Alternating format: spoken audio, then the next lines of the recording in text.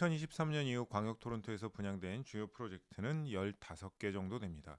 당시 콘도 개발사들에게 매우 어려운 시기였지만 일부 프로젝트는 성공적으로 판매가 되었었습니다. 탑셀링 프로젝트는 바로 큐타워였는데요. 도심 프로젝트로 스퀘어피트당 1,740불이라는 높은 가격이 책정이 되었었는데 물론 인센티브 등을 고려하면 실질 가격은 조금 낮습니다.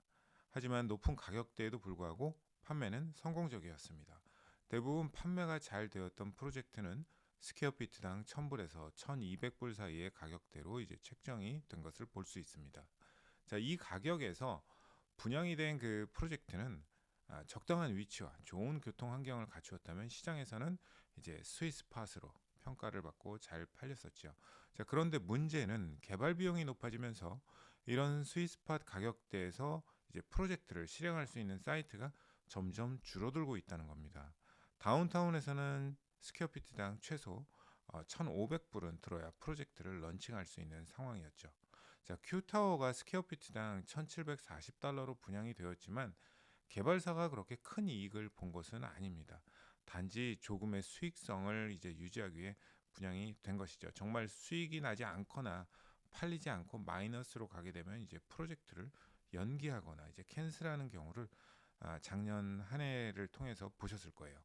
자, 높은 비용 구조와 제한된 그 시장 상황이 개발사의 이익 구조를 압박한다고 하면서 이제 빌더들의 수익 구조에 대해서 제가 그 지난 영상을 만들어서 올렸던 거 이제 보셨다면은 제가 하는 말이 어떤 의미인지 아실 겁니다. 자, 905 지역에서는 예전에 낮은 가격으로 이제 구입한 사이트를 기반으로 낮은 분양가가 가능했지만 이제 그런 이 저렴한 사이트는 거의 남아 있지 않습니다. 자, 앞으로 905 지역에서도 분양가는 계속 상승할 가능성이 높습니다. 작년 10월과 11월은 리세일 시장의 그 희소식을 가져다 주었었죠. 특히 이런 기사가 많이 나왔었죠.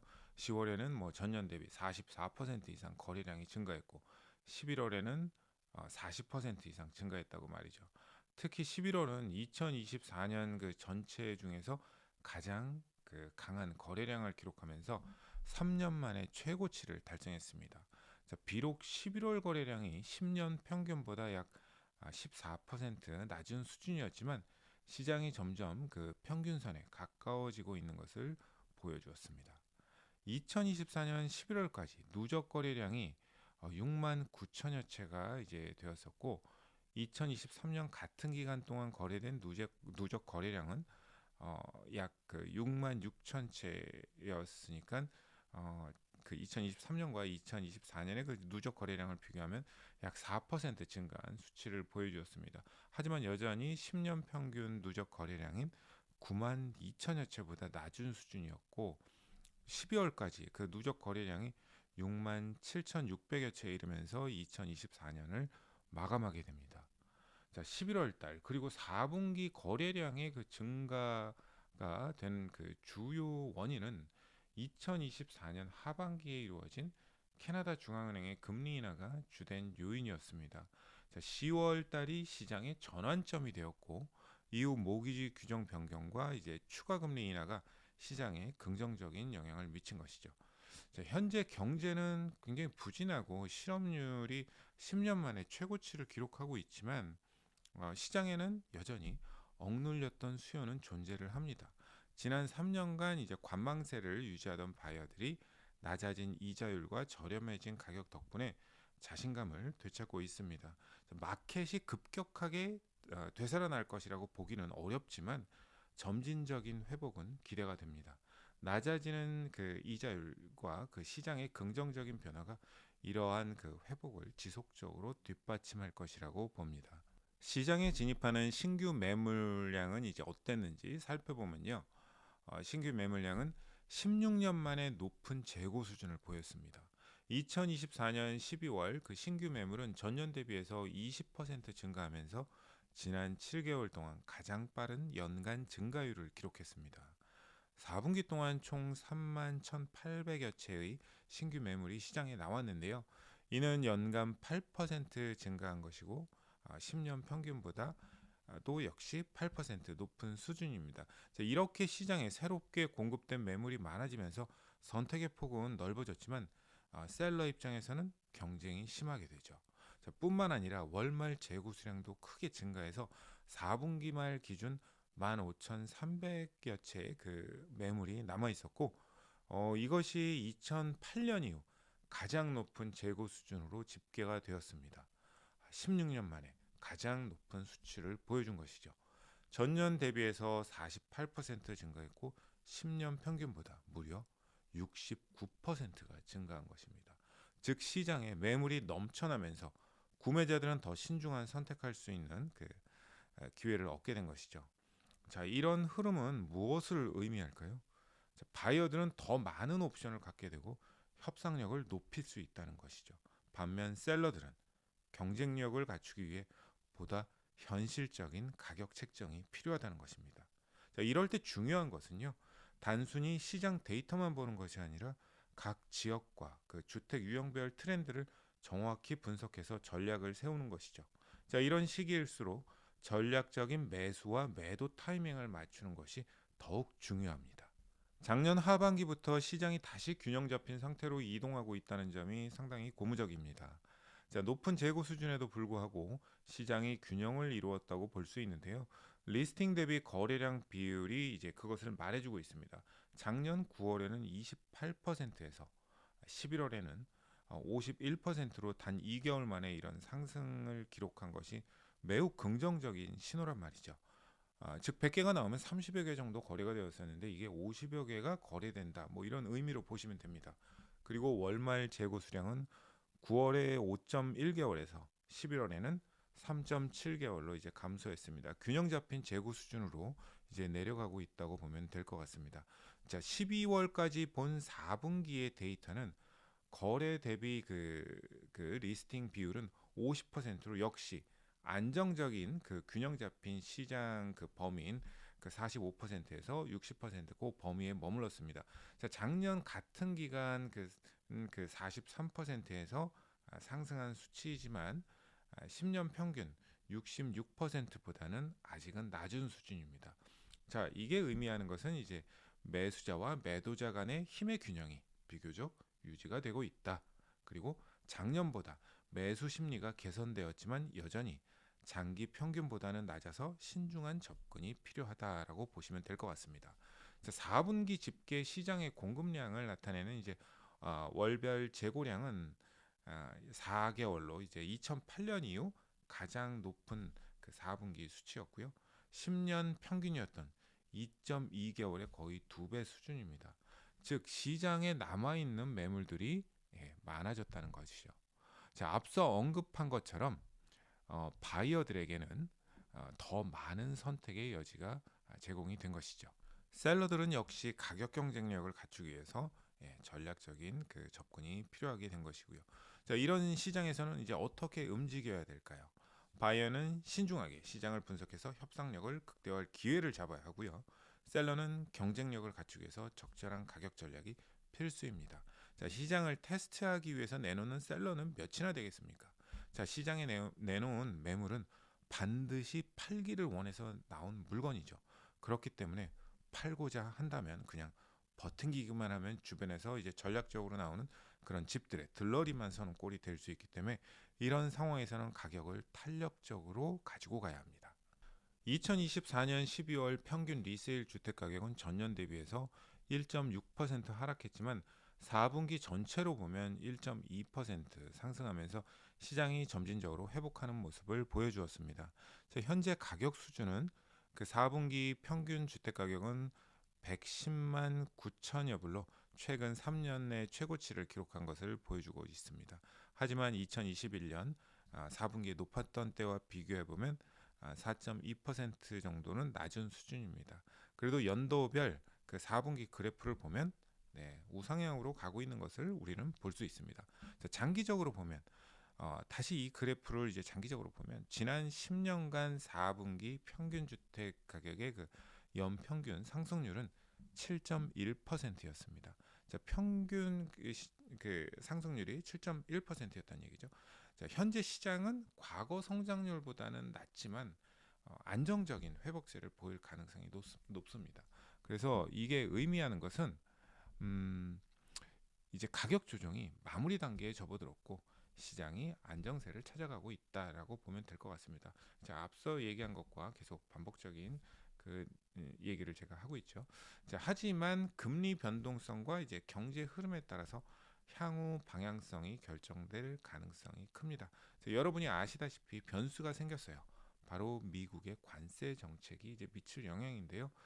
그에 관련해서는 제가 얼마 전에 따로 영상을 만들어 놨으니까 어, 이 영상 끝나고 보셔도 되고요. 지금 바로 오른쪽 위를 눌러서 보셔도 됩니다. 2024년 단독주택 거래량은 11월 달은 전년 대비 42% 증가하면서 이제 모든 유형 중에서 주택 유형 중에서 가장 강력한 상승세를 보였고 4분기 총 집계는 31% 증가하는 눈에 띄는 거래량을 보여주었습니다. 금리가 작년 4월에 이제 5%에서 4%대로 이제 하락을 하면서 50만 불 이하 콘도 구매가 늘어나고 있는데요. 이것을 어떻게 보냐면 렌트비와 경쟁력을 가지면서 생애 첫 구매 주택 구매자들이 시장에 진입하고 있다는 것으로 이제 해석이 되는 것이죠. 자, 그리고 작년 11월에 집계된 자료의 차트를 보면 단독주택 신규 매물은 6년 만에, 세미로 타운 매물은 16년 만에 최고치를 기록하면서 시장에 충분한 매수 기회를 제공하고 있다는 것을 보여주고 있습니다. 자, 그런데 12월을 보면 2024년 12월 단독주택 판매량은 전년 대비해서 6% 감소한 수치를 보여줍니다. 자, 하지만 같은 기간 세미 타운하우스는 1% 증가, 콘도 거래량은 또 2% 증가하는 그런 차이를 보여주었는데요. 왜 단독주택 거래가 감소했을까요?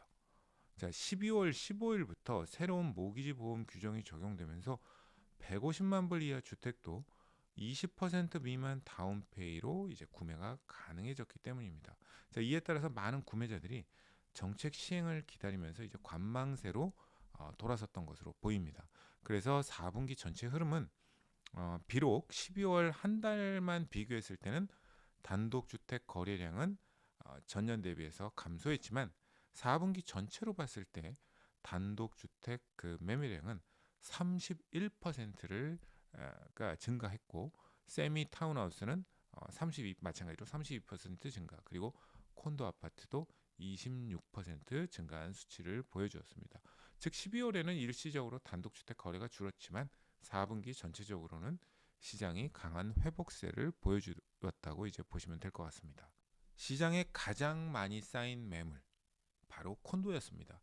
12월 말 기준 시장에 남아있던 콘도 매물은 6,200여 채로 전년 대비해서 38% 증가하면서 연말 기준 역대 최고치를 기록했습니다.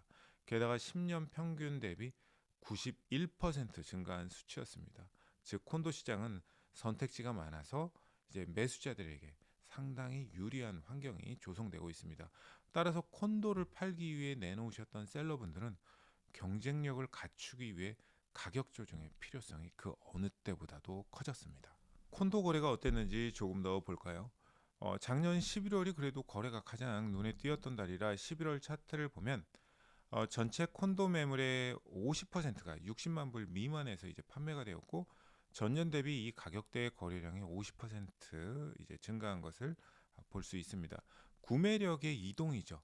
몇 년 전만 해도 그 60만 불 미만의 콘도 점유율은 약 30% 정도였었는데 작년 11월에는 전체 거래의 절반을 차지하면서 이 가격대에서 활동이 활발해진 것을 볼 수 있습니다.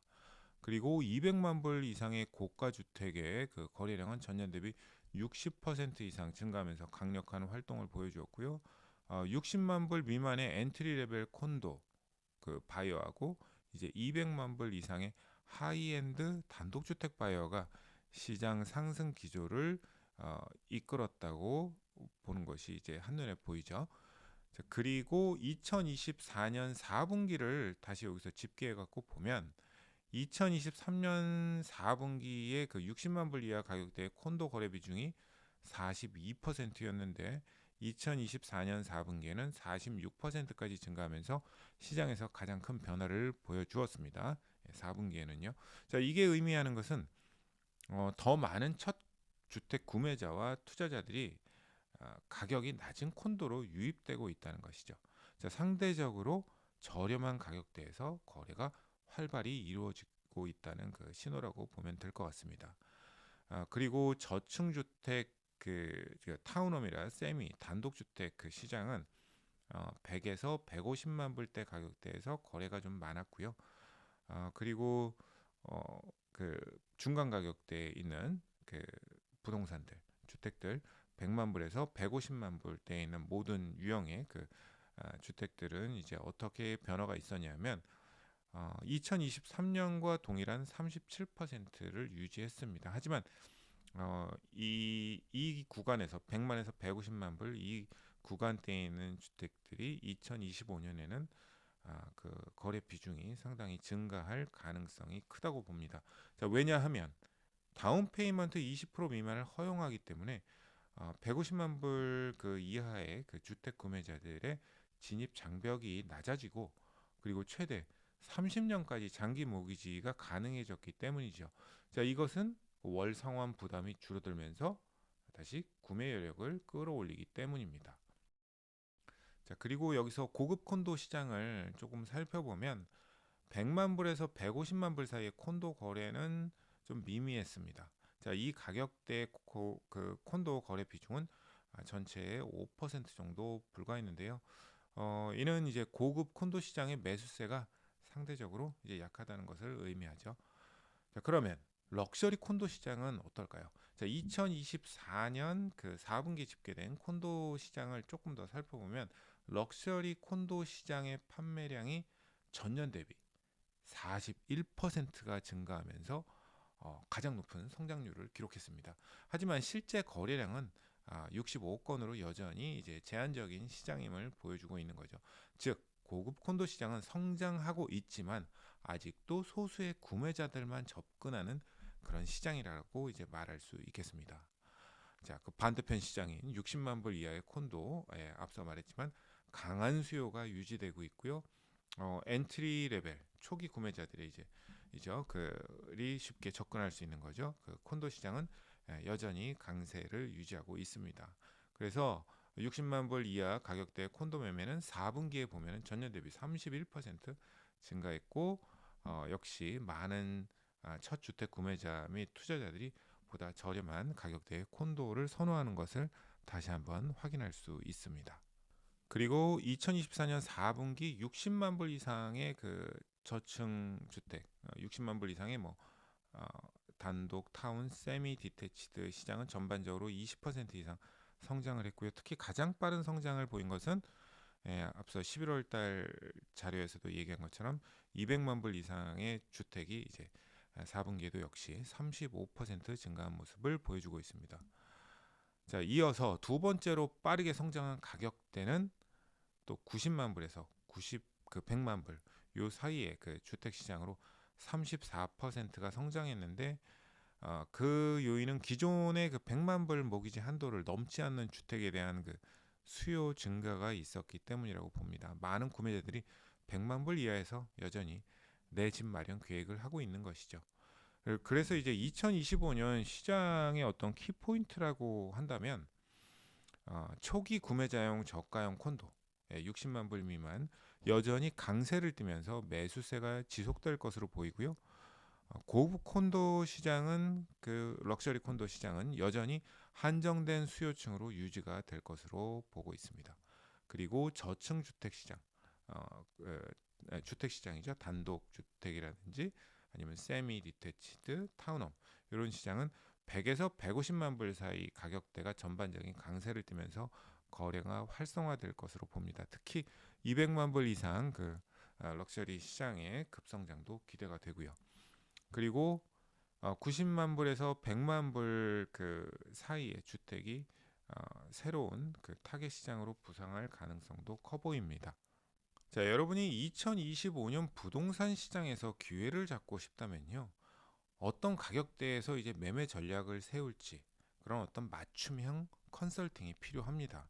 자, 이럴 때 중요한 것은 다시 말씀드리지만 단순히 시장 데이터만 보는 것이 아니라 각 지역의 주택 유형별 그리고 트렌드를 정확히 분석해서 전략을 세우는 것이죠. 자, 이런 시기일수록 전략적인 매수와 매도 타이밍을 맞추는 것이 상당히 중요한데요. 최적의 투자와 내 집 마련을 위한 전략, 저와 함께 고민해 보시는 것은 어떨까요? 저는 10년 이상의 경험을 가진 부동산 중개인 조세팡입니다. 현재 한인 부동산 업계에서 여러분의 크고 작은 꿈을 실현해 드리고 있습니다. 매매, 렌트, 투자, 전매 등 어떤 부동산 관련 고민이든 경험과 전문성으로 성실히 도와드리겠습니다. 저희 회사 센츄리 21 뉴 컨셉은 글로벌 네트워크와 함께 높은 수준의 서비스를 제공하고 있습니다. 한인 커뮤니티에서 가장 오래되고 규모가 큰 부동산 회사로 개발사들과의 탄탄한 인맥, 그리고 원스톱 상담 시스템을 통해서 모기지 상담사와 6명 이상의 변호사가 상주하면서 정확하고 안전하면서 편리한 부동산 서비스를 제공하고 있습니다. 저는 여러분의 소중한 보금자리와 부동산 투자 성공을 위해 든든한 동반자가 되어드리겠습니다. 문의가 필요하시면 언제든지 편하게 연락 주시고요. 그리고 나가시기 전에 오른쪽 하단에 구독 버튼 눌러주시고 나가는 거 잊지 마시고요. 이미 구독하시는 분들이라면 안 누르셔도 됩니다. 또 누르시면 구독이 취소됩니다. 좋아요를 눌러주시면 감사히 받겠습니다. 다음 시간에는 1편부터 시작했던 2025년 부동산 전망의 완결편으로 여러분의 부동산 투자에 도움이 될 수 있는 내용으로 다시 찾아뵙겠습니다. 끝까지 시청해 주셔서 감사합니다.